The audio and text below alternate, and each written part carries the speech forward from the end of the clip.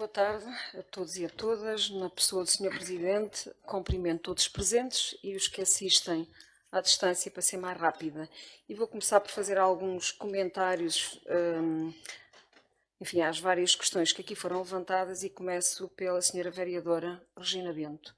Eu não tencionava falar sobre a questão dos trolleys, mas já que me evocou diretamente, terei que o fazer. Eu acho que, acima de tudo, existe num contexto como aqui estamos, elevação e respeito uns pelos outros. E o que eu vejo aqui é sistematicamente uma falta de seriedade e de ética política e profissional. E a senhora acabou de o fazer. Porque, de facto, é não assumir as responsabilidades daquelas que foram as vossas práticas e ações. Porque é isso que está a acontecer no que respeita à questão dos trolleys. E agora, cada vez mais percebo, quando ouço constantemente, isto não uma vez nem duas, são constantemente nas obras, de que a obra do sistema de metro Mondego, se fosse com o PS no Executivo, nunca se realizaria. Nunca chegaria a bom porto. E muito menos dentro dos calendários que foram pré-estabelecidos. Um projeto que foi aprovado no seu Executivo, Sra. Vereadora. E a senhora sabe que é verdade. Portanto, quando aprovaram este projeto, sabiam que havia coincidência do sistema do canal, do sistema de metro Mondego, com o sistema dos trolleys. Portanto, o circuito em grande parte dos sítios, nomeadamente aqueles que acabou aqui de elencar, naturalmente coincidem. E agora, isso pergunto eu, e então? Qual dos dois sistemas é que ia vingar? Se não retirarmos os trolleys, então é mesmo que dizer que o sistema de metro Mondego não era praticável, porque os circuitos são incompatíveis. Ou está a pensar que é possível ter o sistema de metro Mondego num canal supostamente dedicado e único, com prioridade em cruzamentos, e metemos lá os trolleys com o sistema de antenas constantemente a saltar. Vamos ser francos, vamos ser honestos e vamos ser éticos, acima de tudo ética na política. Eu tenho ética, sempre tive. E, portanto, há que assumir as responsabilidades de quem faz ou de quem não fez aquilo que devia ter feito. Vocês, enquanto Executivo, quer na Câmara, quer no SMTU, foram várias vezes interpelados pelas Infraestruturas de Portugal, no sentido de darem resposta sobre alternativas que não responderam. Está prescrito no parecer, ou neste ofício que nos foi enviado pelas Infraestruturas de Portugal. E foi enviado porque nós questionamos. Questionamos exatamente como é que ia ser reposta à rede dos... Senhora Vereadora, eu não interrompi, pois não, e agora agradeço, também não o faça. Se quiser, no final, o Sr. Presidente, como o tem feito, sempre em democracia, dá-lhe novamente a palavra. Agora, até lá, eu peço-lhe que não me interrompa, porque, efetivamente, o que aqui está a acontecer é grave. É grave, mas é por incompetência do Executivo anterior. Não venha a acusar o atual Executivo. Este Executivo fez tudo o que era possível para manter a rede de trolleys. Agora, a verdade é que, do ponto de vista de traçado, não são compatíveis. Ou fica o sistema de metro Mondego, que veio a posteriori, e, portanto, se autorizam, e foi aprovado pelo seu Executivo, um projeto num canal que coincide, das duas uma, ou estão a pensar obstaculizar a seguir, ou então era mesmo para desativar a rede de trolleys. Portanto, quando me acusa de ter autorizado, eu não tinha alternativa. A alternativa é parar a obra do sistema metro Mondego. Se era essa a vossa postura, repito, percebo porque é que me dizem constantemente com o Executivo anterior, esta obra nunca seria praticável, nunca seria executada. E agora começo a entender, realmente, perante a sua postura, de facto, tenho que dar razão. O sistema de metro Mondego nunca seria realizado. Mas, muito menos, dentro do cronograma que foi aprovado, inclusive por vocês. Eu percebo que a senhora vereadora não é engenheira, nem é destas áreas de obras, mas eu vou-lhe explicar. E peço-lhe que tenha atenção, que é para não voltar a repetir muitas das frases que, por vezes, aqui afirma. Um projeto, quando é aprovado, não é uma intenção, é algo detalhado, em estudo prévio. É efetivamente uma intenção e análise de alternativas. Quando aprovamos um projeto, é um projeto já detalhado, em que já passou toda a fase de discussão. E quando é lançado a concurso, e há um concurso e há uma adjudicação e mais uma consignação já depois de um visto Tribunal de Contas, de um contrato assinado, aquilo é para cumprir à risca.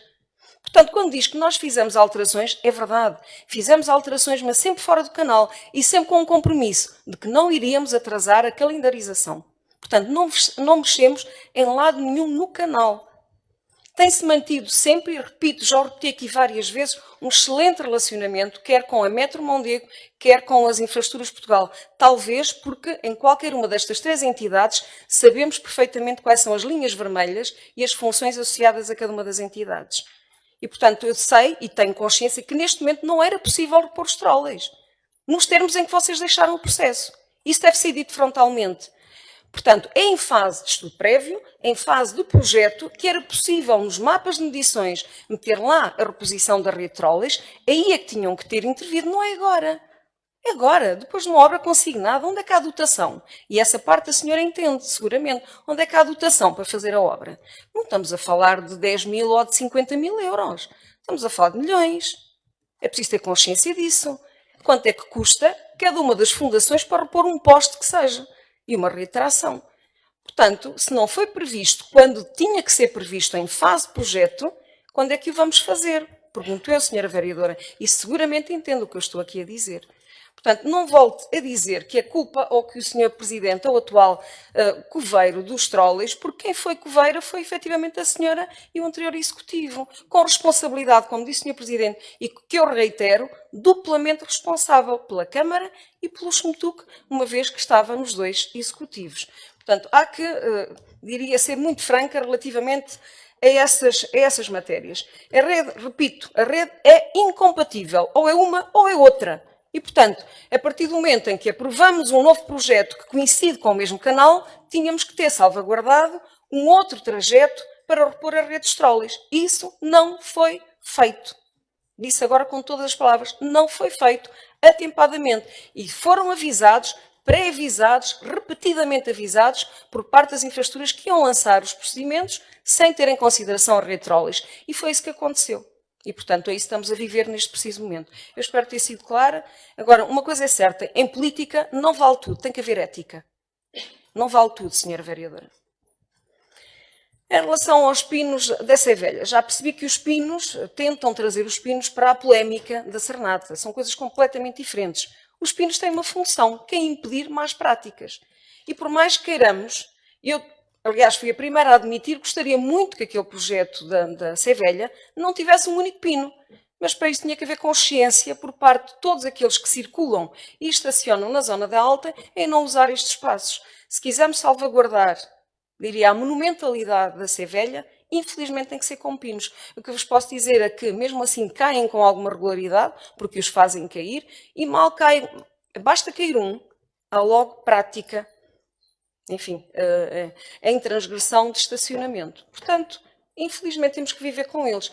Eu realmente, sim, e continuo a dizer, gostaria muito de refazer aquele projeto, em vez de pinos, ter algum mobiliário urbano. O problema é que obriga a uma cadência de repetição de obstáculos físicos pelo menos de 2 metros, porque senão os carros conseguem, mesmo assim, a largura de um carro, 1,7 sensivelmente. Estão a ver, é exatamente essa a cadência dos pinos, para impedir que qualquer carro entre e estacione, seja em frente às escadas, seja em frente ou lateralmente à própria Sevelha. Portanto, se quisermos manter a monumentalidade daquele espaço, a sua beleza, e que merece efetivamente, temos que manter os pinos, a não ser que, enfim, teríamos que ter aqui muito mais sensibilidade para estas matérias, que infelizmente, eu tenho que ser muito franca também na forma como digo, ainda não existe, nem em Portugal, nem em Coimbra em particular. Portanto, até lá tem mesmo que ser com obstáculos físicos, embora eu pessoalmente também não gosto. Em relação ao cavalo azul, queria chamar a atenção, voltei a pedir aos técnicos que me vejam esta situação. Eu desconheço, tenho que admitir, ainda não tive a oportunidade, nem o gosto, que gostaria muito de fazer, de visitar o Cavalo Azul. Eu nunca estive lá, mas irei procurar fazer esta visita, sendo certo que se é uma interseção com uma estrada nacional, não se fazem uma rotunda para garantir um acesso, porque senão, como devem imaginar, teriam rotundas, enfim, 50 e 50 metros, o que não é possível. Portanto, isto terá que ser devidamente discutido com as infraestruturas de Portugal e, normalmente, um cruzamento, uma nova interseção só é autorizada com determinadas cadências e associadas a uma procura de tráfego que o justifique, sob risco de, enfim, termos uma perturbação e os tempos de trajeto virem a aumentar substancialmente. Mas eu voltei a pedir aos serviços para me prepararem elementos sobre esta matéria e agradeço que tenha relembrado, de facto não voltei a este assunto, mas iremos procurar perceber o que é que aqui se pode fazer no sentido de contribuir. Em relação ao Sr. Vereador Hernani Caniço, no que respeita à ciclovia, gostaria também de lhe lembrar que havia um projeto inicial aprovado pelo Executivo anterior. Contudo, ele foi refeito, efetivamente, mas não podemos aumentar dimensões. Isto é, a ciclovia nasceu com parâmetros dimensionais abaixo dos, diria, recomendáveis, pelo menos do ponto de vista normativo. Porquê? Porque não há espaço. Se tivéssemos mais espaço, era possível fazer, nomeadamente, ciclovias unidirecionais, uma de cada lado. Mas isso obriga a mais espaço. Isso é fácil de perceber. Quando temos os dois sentidos conjuntamente, podemos, enfim, em função do tráfego em cada uma das direções, é possível invadir a via de sentido contrário e, portanto, reduzir ligeiramente a largura da ciclovia. E é isso que acontece. A ciclovia ali tem 2 metros e muito pouco. Enquanto que, quando temos unidirecionais, temos de ter, no mínimo, 1,5 m por sentido, ou seja, 3 metros no global. Isso nem sempre é compatível com o espaço canal que temos disponível. Isso, no caso da Estrada de Eiras, é claramente essa a justificação pelo qual temos uma ciclovia bidirecional. Eu não sou muito apologista, mas face às dimensões disponíveis, ou melhor, à falta de espaço canal disponível em Coimbra, por vezes temos mesmo que recorrer a soluções deste tipo. Estamos ainda numa fase muito inicial de lançamento das ciclovias, e em que eu acho que todos nós devíamos ter algum espírito crítico e colaborar. E no que respeita a isso, senhor vereador, vou dizer que não tem sido muito participativo. Nós tivemos aqui, e continua a estar, sempre em aberto, a discussão sobre o plano de ciclovias, sobre a ciclovia que lançamos também para a Estrada da Beira.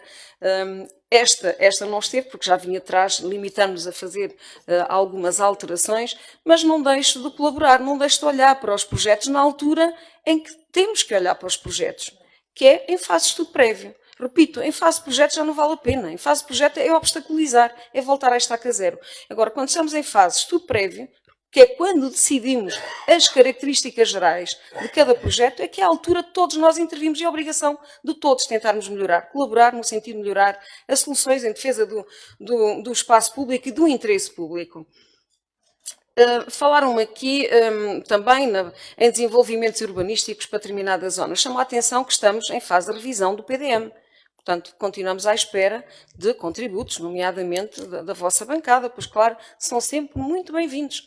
Portanto, façam-nos chegar por escrito essas vossas sugestões, que serão analisadas de forma construtiva por parte dos serviços técnicos e, havendo, naturalmente, substância nessas propostas, porque não integrá-las. É para isso que existem estas fases de discussão e de consulta pública.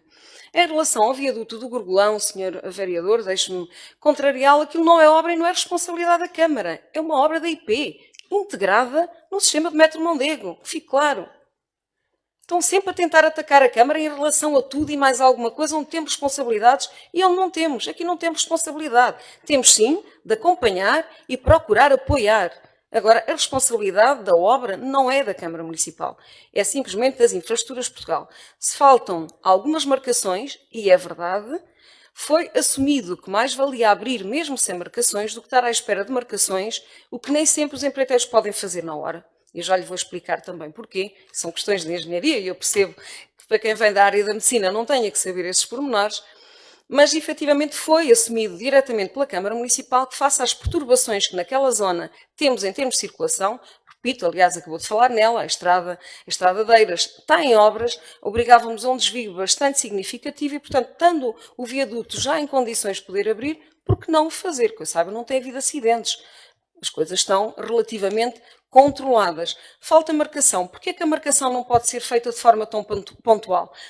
Pode ser feita, por exemplo, os nossos serviços municipais, a marcação de uma passagem pedonal pode ser feita, porque é efetivamente uma marcação muito pontual.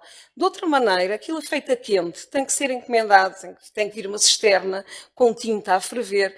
Isto não se faz todos os dias, portanto, leva, e normalmente também não compensa virem fazer 100 metros ou 150 metros, ficaria caríssimo, e por essas mesmas razões não se fazem. Concentra-se um conjunto de marcações e faz normalmente uma extensão de maior dimensão. Mas que fique claro, aquele viaduto não é uma obra da Câmara Municipal, é uma obra integrada na empreitada entre a portagem Coimbra B do sistema de metro Mondego. Em relação à serenata, não vou tecer mais comentários, seguramente o Sr. Presidente irá complementar, já que foi também abordado pelos meus colegas, mas eu chamo a atenção porque o ano passado passamos por algo similar com a coincidência das festas académicas e com os Coldplay. Eu acho que há questões, e permitam-me a minha sinceridade e frontalidade, há questões que são técnicas, e neste caso falamos de questões de segurança, Portanto, afrontar, ou um senhor vereador, como foi o caso aqui, pôr em causa um parecer da PSP, temos de ter algum cuidado, porque eu pergunto quem é que se responsabiliza no caso de haver uma emergência e não ser possível lá fazer chegar os meios de socorro. Isto está em causa. E o senhor, vindo da saúde, sabe perfeitamente que socorrer na hora certa é a diferença entre a vida e a morte ou a pessoa ficar, enfim, inválida para o resto da sua vida. Portanto, estamos a falar de questões muito sérias, que é o serviço de emergência, é a proteção civil, é a segurança de pessoas que estão numa situação complicada em termos de acessibilidade. Em nada a Câmara teve qualquer intervenção nesta matéria, como já aqui foi devidamente explicado, mas há que respeitar as entidades e as funções associadas a cada uma das entidades. Pelo menos eu, como vereadora, recuso-me a fazer comentários sobre matérias das quais não percebo ou não tenho a responsabilidade direta.